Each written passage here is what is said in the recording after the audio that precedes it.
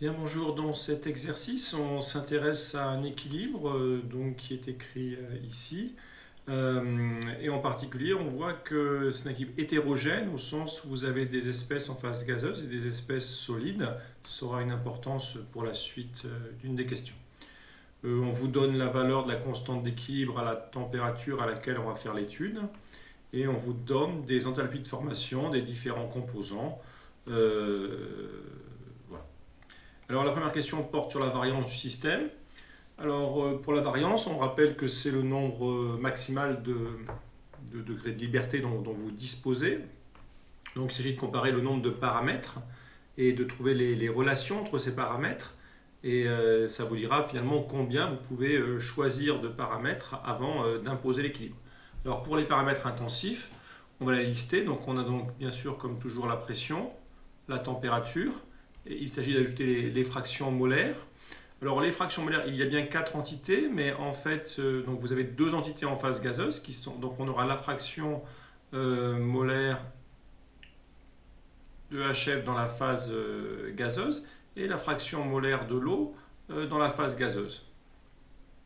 On peut rajouter gazeuse si on veut. Alors, il n'est pas nécessaire d'introduire les fractions molaires des composés solides, car les composés solides sont non miscibles, sont chacun séparés et purs, et donc leur fraction molaire vaut 1. Donc on peut, si l'on le souhaite, introduire les fractions molaires des espèces solides dans leur phase, mais à la ligne suivante, on indiquera que ces fractions molaires valent 1. Donc ça fait un paramètre, mais dont la valeur est imposée, ce n'est pas vraiment nécessaire. Et bien insister sur le fait qu'il faut bien définir les fractions molaires dans une phase donnée, et si vous avez une phase pure, ce n'est pas la peine d'introduire les fractions molaires. Pour les relations, donc la variance s'intéresse à l'état du système à l'équilibre, et donc comme relation, on aura bien sûr une constante d'équilibre, donc on aura l'équilibre caractérisé par une constante d'équilibre, et on aura le fait que somme sur i des xi égale donc 1, et ici les sommes sur i des xi gazeux, d'accord, donc la somme des deux qui vaut 1. Donc en conséquence, vous avez 4 paramètres intensifs et vous avez 2 relations entre ces paramètres et on obtient bien une variance de 2.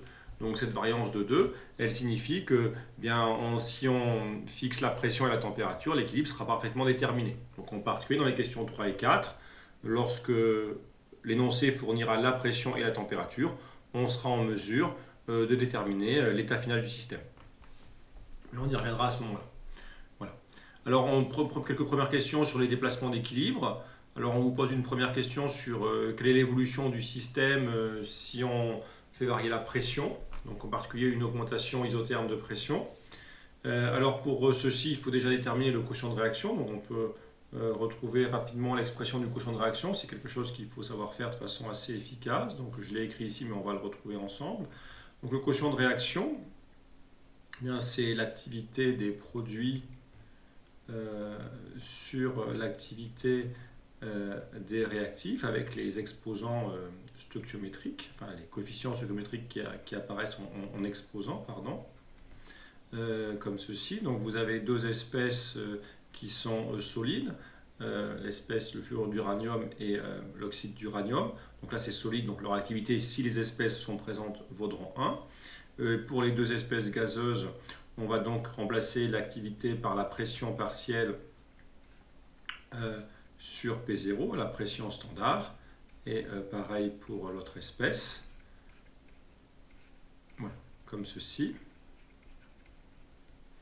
Et ensuite, on remplace les pressions partielles par les fractions molaires, donc on aura XH2O fois P tot au carré sur X fluorure d'hydrogène fois la pression totale à la puissance 4.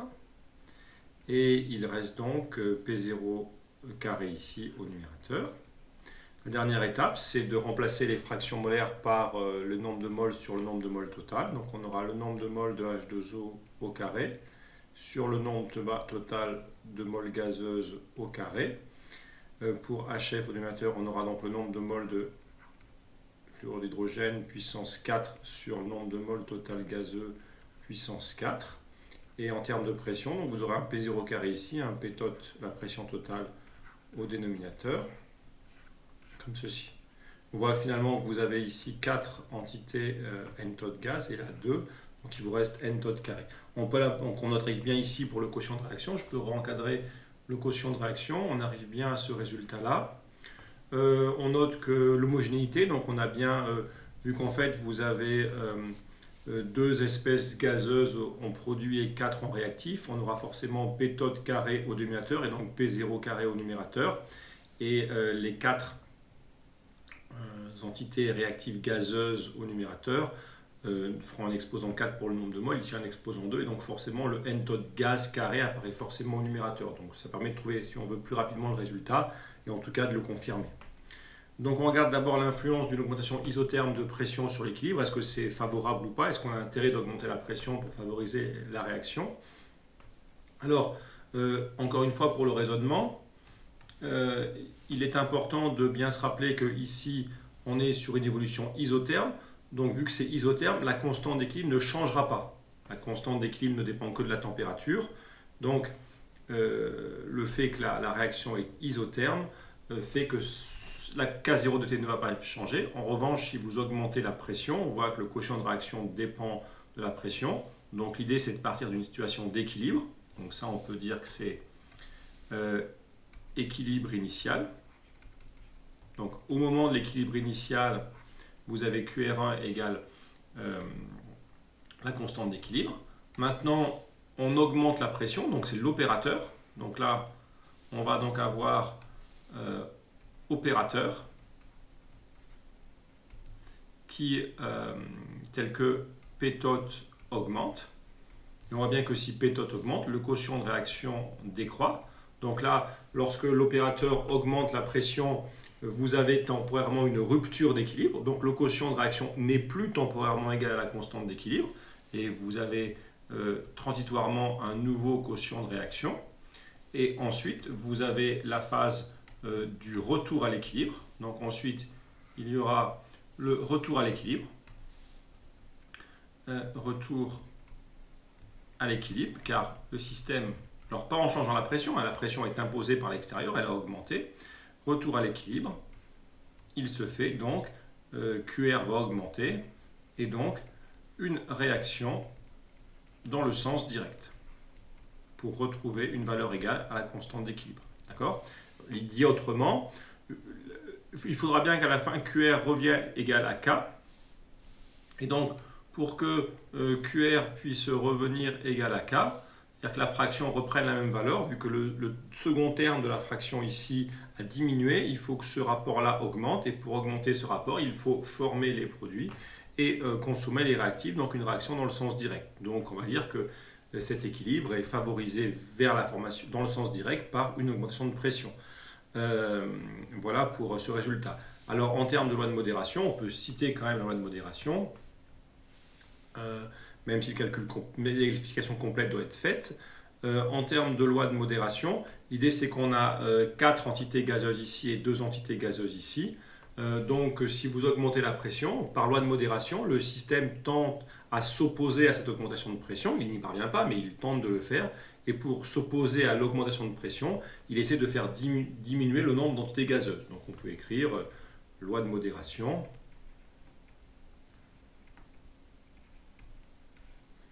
P tot augmente, évolution dans le sens direct, car il y a une diminution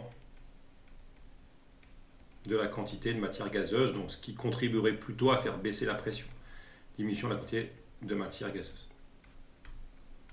Voilà si on veut ensuite énoncer la loi de modération, mais normalement le calcul complet doit pouvoir être fait, mais c'est toujours bien de faire la remarque à la fin. Ensuite, maintenant, on s'intéresse à une augmentation de température à pression fixée. Alors pour cette situation-là, l'idée, dès que vous voulez l'influence de la température, sauf si vous avez explicitement la constante d'équilibre en fonction de la température, si vous avez obtenu l'enthalpie libre standard de réaction.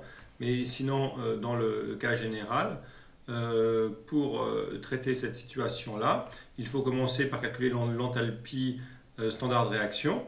Donc là, j'ai repris simplement les enthalpies de formation qui étaient proposées. Et j'ai fait attention aux coefficients. Et pour les réactifs, j'ai mis des signes moins. Et j'obtiens une enthalpie de réaction, bien noté qu'elle est en kilojoules par mol. Et bon, le résultat est indiqué ici. En tout cas, il est négatif. On est sur une réaction qui est exothermique. Voilà, et donc maintenant, il faut penser loi de Van 't Hoff dans ce genre d'exercice. Donc d de ln de K0 sur dt égale delta RH0 sur RT carré. Donc dans l'action présente, vous voyez que delta RH0 étant négatif, d de ln de K va donc être négatif, et donc le logarithme étant une fonction croissante, on voit que la constante d'équilibre est forcément une fonction décroissante de la température. D'accord? Donc maintenant, on fait le même mécanique ici, mais la grande différence ici, c'est que quand on fait varier la température, la constante d'équilibre va changer. Donc ça, c'est vraiment la forte différence par rapport au cas précédent. Donc si je fais à nouveau, je vais conserver les mêmes couleurs, si je fais à nouveau maintenant ici, donc la première étape, c'est l'action de l'opérateur. L'action de l'opérateur se manifeste, donc on peut dire opérateur. T augmente, ça entraîne K0 de T qui décroît. Donc on arrive à une nouvelle valeur de K0, donc ça sera un K02 de T. Ici on aurait eu le K1 de T. Et donc le système, eh bien, le quotient de réaction va revenir à, il va revenir à la valeur de la constante d'équilibre. Donc pour terminer, vous allez donc avoir ceci, vous avez le quotient de réaction qui va évoluer pour revenir égal à la nouvelle constante d'équilibre, et vous aurez donc le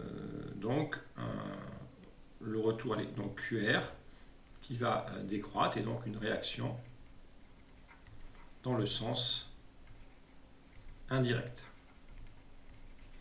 Donc une augmentation de température est donc défavorable. Donc si on conclut, une augmentation de température est donc défavorable à la réaction dans le sens direct. La réaction se fera dans le sens indirect. Alors si on parle en termes de loi de modération, si on veut juste commenter en loi de modération, eh bien on constate qu'on a une réaction qui est exothermique. Donc réaction exothermique. Donc elle est défavorisée par une augmentation de la température. Pourquoi ceci? Simplement, quand l'opérateur augmente la température, le système tente à s'opposer à cette évolution. Donc il tenterait de refroidir le système, et si la réaction chimique tente de refroidir le système, il faudrait qu'elle ait lieu dans le sens endothermique, c'est-à-dire dans le sens indirect, pour faire baisser la température. D'où la réaction dans le sens indirect. Une réaction exothermique, encore une fois, est défavorisée par une augmentation de la température. Donc voilà pour ces deux situations possibles. Maintenant, on va s'intéresser à trouver un état d'équilibre final. Donc on vous spécifie l'étude. Donc la température d'étude, c'est 1000 Kelvin. Donc c'est bien la constante d'équilibre qu'on vous a fournie. Et il y a une pression totale qui vaut 1 bar. Et on donne des quantités de matière initiale pour les réactifs qui sont indiqués ici. D'accord? Donc la première étape, bien évidemment, c'est de dresser un tableau d'avancement, sans oublier l'équation stoichiométrique. Donc je pars des nombres de mol 1 et 1, 0 pour les produits si on ne vous dit rien. Et la colonne à ne pas oublier, c'est celle-ci, d'accord? C'est le nombre de mol total à l'état gazeux. Donc au départ, la seule espèce gazeuse, c'est celle-ci, d'accord? Donc vous avez 1. Et au cours de la réaction, attention à ne pas tout compter. Vous devez compter les espèces qui sont à l'état gazeux. Donc là, vous avez cette espèce-là à compter. Hein, si on met en couleur, il y a ces deux espèces-là à compter. Donc écrivez vraiment n tot gaz, d'accord, pour ne pas vous en oublier. Et on a 1 moins 4 xi et 2 xi, ce qui fait 1 moins 2 xi. D'accord? Et maintenant, eh bien, on va trouver une équation sur xi. Donc la constante d'équilibre, je vous rappelle qu'elle vaut 900. Et maintenant, partant de la constante d'équilibre, donc ici ça vaudra 1 parce qu'on a pris une pression totale qui valait la pression standard. Et maintenant, je remplace les différentes quantités de matière. Donc pour H2O, j'ai donc 2 xi que je dois prendre au carré. Pour n tot, j'ai 1 moins 2 xi que je dois également prendre au carré. Et ici, j'aurai donc 1 moins 4 xi à la puissance 4. Et ça, donc si on est... maintenant, je rajoute équilibre, équilibre, équilibre. D'accord? Et à l'équilibre, donc le QR d'équilibre doit être égal à la constante d'équilibre, donc K0 de T, et doit être égal à 900. Alors on peut déjà prendre, on a une équation 1 degré 4, mais on peut prendre la racine, et on voit que l'équation peut se réécrire. Bien sûr, en conservant la situation positive, d'accord, on aura 2xi équilibre, facteur de 1 moins 2xi équilibre, qui sera égal à 1 moins 4xi carré égale 30. Voilà. Et ensuite, alors je ne vais pas faire tous les calculs, mais on peut remonter. Donc l'idée c'est de remonter en fait le dénominateur, le dénominateur de l'autre côté au numérateur, et on obtient une équation du second degré sur xi que l'on peut alors résoudre. Et si on résout cette équation, il y a plusieurs racines possibles, mais bien sûr on note que le xi, si on regarde cette situation-là, si on reprend ici, il faut toujours s'intéresser aussi au xi max, d'accord? On voit bien que le xi max, l'avancement maximal, bon, il y a deux solutions possibles. Soit c'est 1, si l'oxyde d'uranium est le réactif éliminant, soit sinon c'est 0,25, parce que 0,25 fois 4 font 1. Donc bien sûr, on retient la plus petite de ces valeurs, parce qu'une fois qu'un des réactifs aura disparu, ben, vous ne pourrez pas continuer. Donc le xi max, c'est le plus petit des xi max, d'accord? Et donc c'est 0,25 mol. Et donc, quand vous faites la résolution numérique, vous conservez la racine qui est bien sûr inférieure à 0,25 mol, qui est la plus grande valeur de xi que vous pouvez avoir, tout en préservant l'équilibre. Parce que quand vous écrivez ceci, vous indiquez qu'il y a un équilibre. Et si vous dépassez le xi d'équilibre, le xi maximal, pardon, vous n'êtes plus à l'équilibre, il y a une rupture d'équilibre, certains réactifs auront disparu, et vous ne pouvez plus écrire que QR égale K. Voilà, et vous êtes en état de réaction totale. Donc voilà pour ce premier résultat. On repose une seconde question qui est assez similaire, mais on suppose qu'on met maintenant moins d'oxyde d'uranium au départ, donc on met que 0,10, d'accord? Alors, si on fait ça, eh bien, en fait, vu que les seules espèces qui apparaissent au niveau des quotients de réaction, ce sont les espèces gazeuses, on a l'impression que rien ne change. Effectivement, a priori, rien ne change. Donc vous aurez techniquement la même équation, parce que vous voyez que aussi bien le quotient de réaction, il est totalement identique, donc ça c'est identique à la question précédente. Donc il n'y a pas de différence avec la question précédente. Il y a simplement, c'est que maintenant, si vous regardez les expressions qui sont là, on voit bien que le xi max, il vaut 0,10 mol maintenant. Le réactif limitant, c'est forcément le dioxyde d'uranium.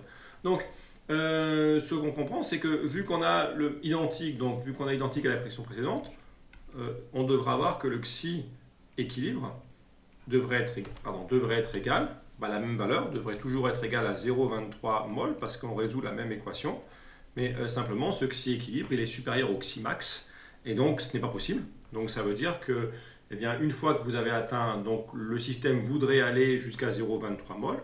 Je vous rappelle que là, on peut faire le lien avec la variance. Vu que finalement, vous avez pris la même pression et la même température, il est assez logique que le système veuille aller au même état d'équilibre final, vu que cet état d'équilibre est parfaitement défini par la donnée de T et P. Et en fait, avant d'arriver à 0,23 mol, il y aura une rupture d'équilibre et la réaction sera totale. En fait, à la fin, ici, vous aurez 0, il ne restera plus d'oxyde d'uranium. Ici, vous aurez 1 moins 4 fois 0,1, et là, vous aurez 0,1, on peut l'écrire. Donc, à la fin, vous aurez 0 ici. Ici, vous aurez 1 moins, donc vous aurez 0,60 en mol, d'accord? Ici, vous aurez 0,10, et ici, vous aurez 0,20, tout ça en mol. Ok? Donc, voilà pour l'état final, qui est en fait une réaction qui correspond à une réaction totale. Voilà. Donc, ça se produit, en fait, ça se produira jamais qu'avec des espèces solides, parce que si vous avez partout les espèces gazeuses, le quotient de réaction, selon que les produits sont absents ou les réactifs sont absents, vous aurez soit un numérateur qui tendra vers 0, soit un dénominateur qui tend vers 0, et le quotient de réaction parcourt toutes les valeurs de 0 à l'infini, donc il y aura toujours une solution. Mais lorsque vous avez des espèces en phase solide, il arrive régulièrement qu'on n'ait pas des déplacements d'équilibre, mais en fait des ruptures d'équilibre. Voilà, c'est un peu plus subtil. Enfin, il y a une dernière question, mais qui revient un peu sur la première méthode qu'on a vue en question 2. On veut savoir, on reprend la question 3 et on veut savoir comment l'équilibre évolue si on ajoute un composant inerte. Bon, on reprend la même méthodologie à peu près. On va s'intéresser au nombre de moles total gazeux. Donc on suppose, je ne l'ai pas écrit, mais enfin bien sûr, A, T et P fixés. Et on ajoute un composant inerte, comme un gaz rare par exemple, ou peut-être du diazote dans le mélange sous forme gazeuse.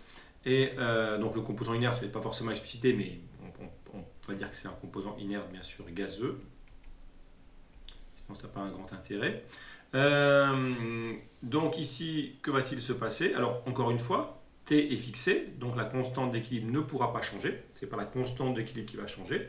En revanche, on voit que si n tot augmente, on voit que le quotient de réaction va augmenter. Donc quand vous mettez le composant inerte, ça augmente temporairement le nombre total d'espèces gazeuses. Donc ce qu'on va avoir dans un premier temps, c'est que du fait de l'action de l'opérateur, on a cette première étape-là, donc ça c'est l'opérateur. Et n tot qui augmente, ça entraîne QR qui augmente.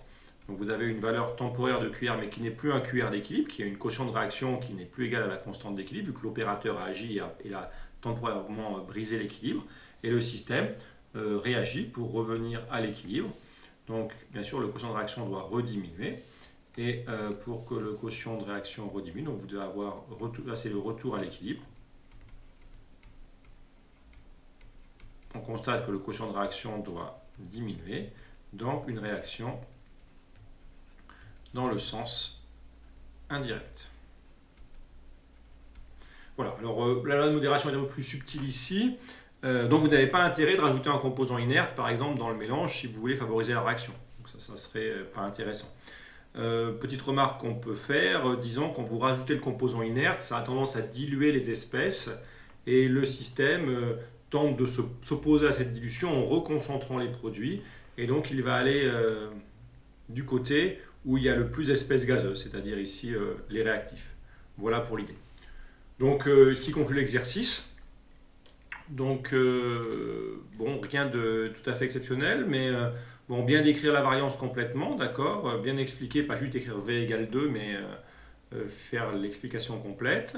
Savoir bien sûr calculer explicitement un quotient de réaction ou exprimer un quotient de réaction en fonction des différents quantités de matière, donc il faut s'appliquer. Puis une façon de le vérifier, c'est de vérifier le fait que le quotient de réaction est adimensionné.